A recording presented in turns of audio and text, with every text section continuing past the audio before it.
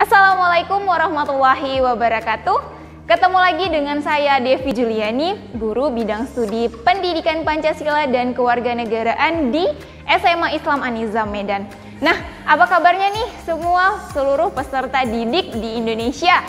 Nah, semoga masih tetap semangat ya belajar daringnya. Oke, kita ketemu dalam bidang studi PPKN yang pastinya akan bisa menghasilkan ataupun menumbuhkan sikap nasionalisme dalam diri kita. Iya, kembali lagi bertemu dalam mata pelajaran Pendidikan Pancasila dan Kewarganegaraan nih di kelas 12. Oke, sebelum kita memulai pembelajaran pada hari ini, ada baiknya kita awali dengan lafaz basmalah, bismillahirrahmanirrahim. Oke, baik, saat ini sudah memasuki semester 2 ya, ataupun semester genap di kelas 12. Nah, pada pertemuan kali ini kita akan membahas mengenai dinamika persatuan dan kesatuan dalam konteks NKRI, Negara Kesatuan Republik Indonesia. Nah, ini adalah judul besarnya. Oke, kita akan lihat pokok bahasannya. Oke ya. Nah, jadi ada dua pokok bahasan yang akan kita bahas pada bab ini. Ini adalah bab keempat, bab terakhir daripada pembelajaran PKN ya. Nah, pokok bahasan yang pertama itu adalah hakikat Negara Kesatuan Republik Indonesia. Kemudian yang kedua itu ada persatuan dan kesatuan bangsa Indonesia dari masa ke masa. Nah, jadi dua pokok bahasan inilah yang akan kita ulas pada bab ini. Jadi nanti bagian 1 ataupun bagian 2 ini memiliki subbab-subbabnya lagi, gitu ya kan? Ada materi-materi kecilnya lagi. Nah, khusus pada hari ini nih kita masih membahas yang pertama ya, hakikat Negara Kesatuan Republik Indonesia. Tuh. Oke, next. Tapi sebelum kita masuk materi penjelasan ya kan, bagaimana tadi hakikat dari Negara Kesatuan Republik Indonesia itu, kita lihat dan juga kita dengarkan video pada slide PowerPoint ini. Tuh, ada sebuah lagu yang berjudul NKRI Harga Mati. Nah, ini adalah lagu yang biasa menjadi yel-yel ya untuk para tentara-tentara ataupun para TNI. Oke. Komando latihan pertempuran. Di sini para raider dilahirkan dengan jiwa satria, infanteri namanya, Sabta Marga pedoman kita. Gunung, hutan, rawa, laut ditempa, itulah sahabat kita. Semangat membara, tak kenal menyerah, Tridharma selalu siap sedia. Di mana kami berada, merah putih selalu di dada. Tridharma rela berkorban jiwa untuk bangsa dan negara. Lebih baik gagal di medan latihan daripada gagal di medan pertempuran. Mari kita berlatih bersama, kalau tidak mau pulang nama. Di bawah naungan Ibu Pertiwi, Tridharma tak pernah ingkar janji untukmu bangsa dan negeri ini. NKRI harga mati. Komando latihan pertempuran. Di sini para raider dilahirkan dengan jiwa satria, infanteri namanya, Sabta Marga pedoman kita. Gunung, hutan, rawa, laut ditempa, itulah sahabat kita. Semangat membara, tak kenal menyerah, Tridharma selalu siap sedia. Di mana kami berada, merah putih selalu di dada. Tridharma rela berkorban jiwa untuk bangsa dan negara.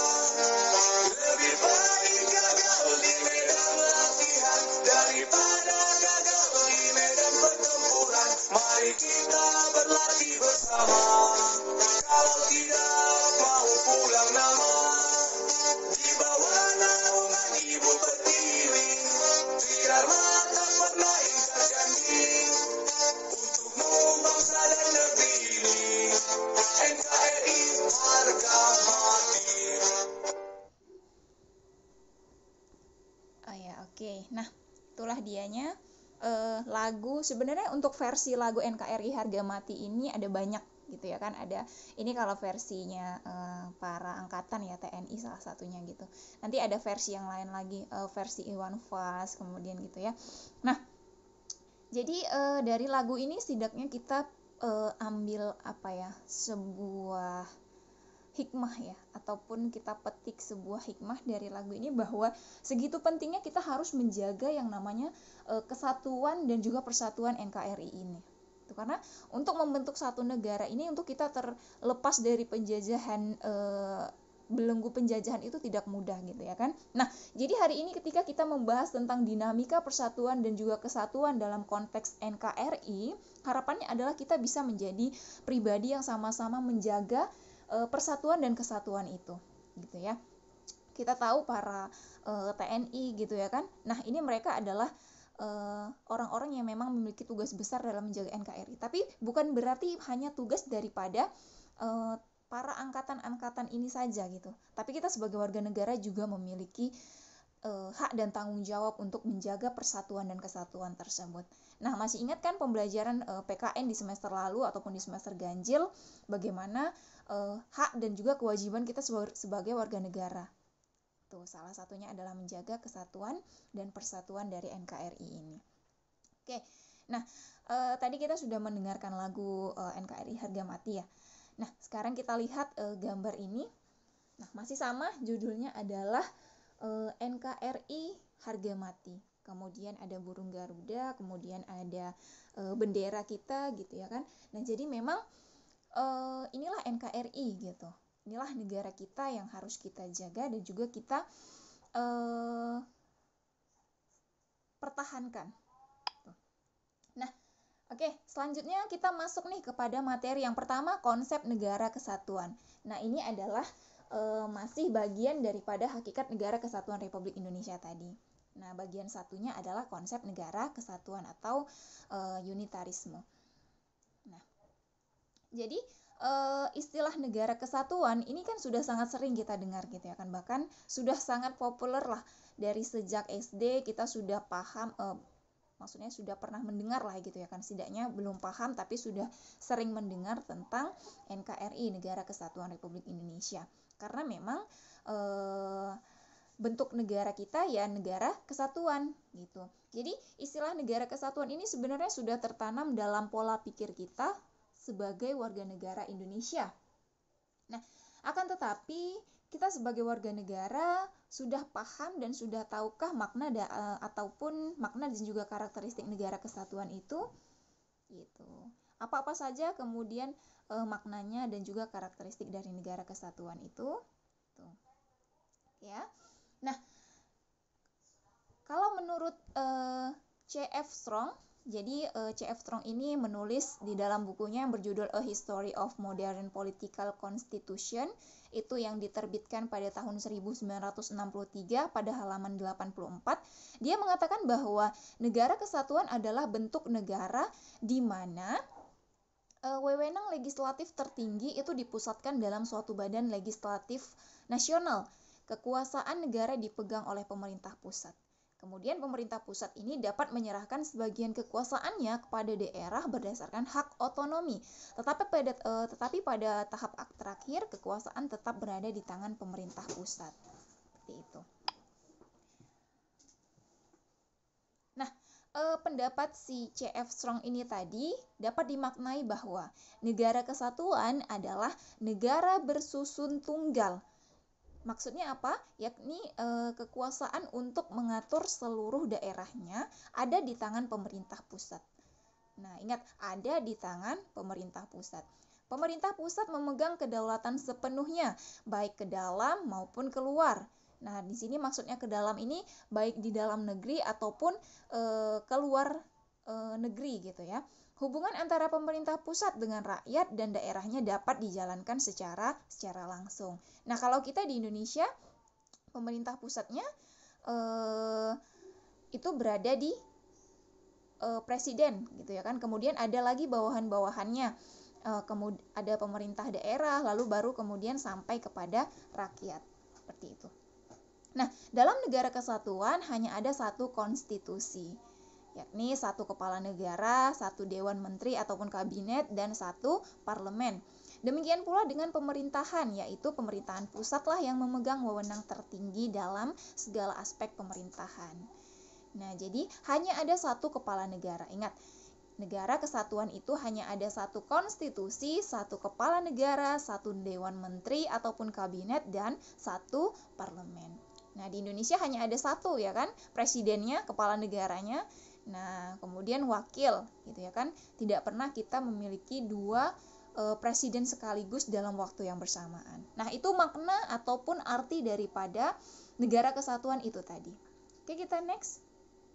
Jadi negara kesatuan ini mempunyai dua sistem. Ada yang namanya sistem sentralisasi dan juga sistem desentralisasi. Dalam negara kesatuan bersistem sentralisasi, ingat kita bahas sentralisasi dulu nih. Negara kesatuan bersistem sentralisasi itu semua hal diatur dan diurus oleh pemerintah pusat. Nah, pemerintah pusat sedangkan daerah hanya menjalankan perintah-perintah dan peraturan-peraturan dari pemerintah pusat. Jadi sistemnya itu kayak turunan, ya kan? Dari pemerintah pusat kemudian turun kepada pemerintah daerah ini bisa kita katakan gubernur, wali kota, bupati gitu ya kan. Lalu daerah juga tidak berwenang membuat peraturan-peraturan sendiri atau mengurus rumah tangganya sendiri. Jadi semua berdasarkan perintah ataupun peraturan dari pemerintah pusat tadi. Nah, itu kalau sentralisasi. Nah, akan tetapi dalam negara kesatuan bersistem desentralisasi, daerah diberi kekuasaan untuk mengatur rumah tangga sendiri. Nah, biasa disebut juga dengan ini otonomi atau swatantra, ya kan? Nah, untuk menampung aspirasi rakyat di daerah, terdapatlah yang namanya parlemen daerah. Meskipun demikian, pemerintah pusat tetap memegang kekuasaan tertinggi. Nah, ini kalau sistem desentralisasi tadi. Nah, lalu pertanyaannya bagaimana dengan NKRI gitu? Kita menganut sistem yang mana nih? Kita menganut sistem sentralisasi tadi yang semuanya berpusat ataupun berasal dari pemerintah pusat, kemudian turun kepada pemerintah daerah, atau kita menganut sistem desentralisasi di mana pemerintah daerah juga memiliki kewenangan ataupun kekuasaan untuk mengatur rumah tangganya sendiri atau yang biasa disebut dengan otonomi. Nah, kita bahas. Jadi, pada saat ini NKRI ataupun Indonesia merupakan negara kesatuan yang menganut sistem desentralisasi.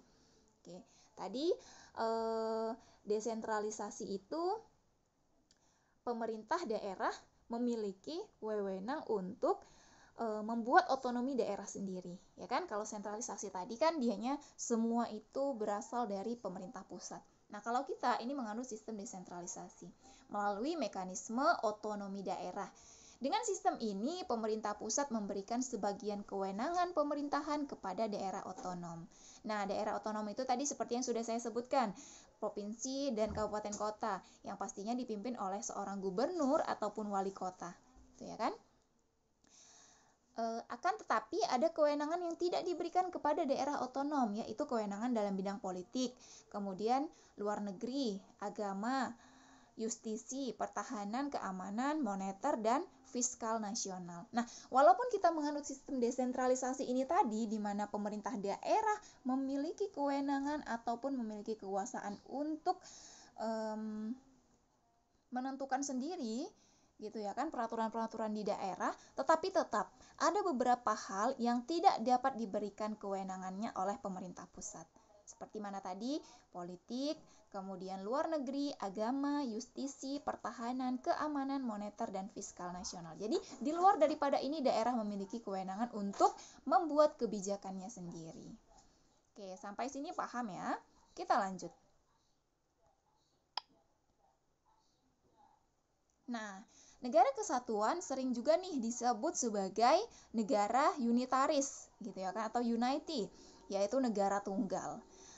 Kalau kita artikan satu negara, yang memang dia monosentris, berpusat satu. Nah, tadi itu satu kepala negara gitu ya kan, satu kabinet. Nah, jadi memang dia berpusat satu. Terdiri hanya satu negara, satu pemerintahan, satu kepala negara, satu badan legislatif yang berlaku bagi seluruh wilayah negara. Nah, hakikat dari negara kesatuan ini yang sesungguhnya adalah kedaulatan tidak terbagi-bagi keluar maupun ke dalam, dan kekuasaan pemerintah pusat tidak dibatasi.